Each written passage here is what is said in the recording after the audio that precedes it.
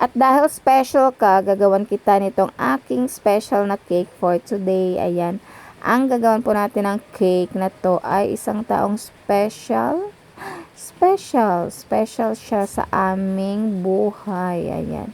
And yung kanyang cake nga, ang ginawa ko po dyan ay dalawang flavor. Ito po ay yung ating moist ube cake at saka yung isa naman is yung ating mango na chiffon cake.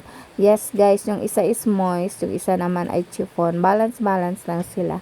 Ano yan nga, yung sa ating filling, syempre ang ginawa natin pang filling dyan guys, yung ating whipping cream na nilagyan natin ng ube flavor at saka yung isa naman is yung plain lang na classic yung kanyang filling. And ayan, ginawan ko lang siya ng design din both sides ng each flavor. And alam nyo guys, medyo mahirapan ako yung pag-file kasi nga dalawang kalahating cake, kaya yung nangyayari dyan is nasa slide pa yung per layer natin, pero carry lang naman.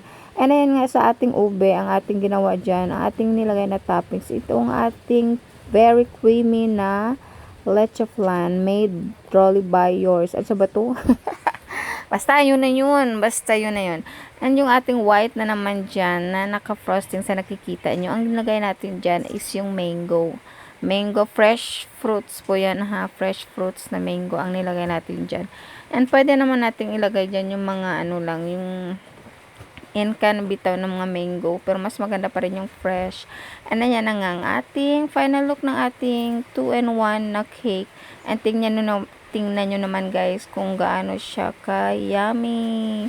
And yan na nga po ang ating ube and mango cake. Bye!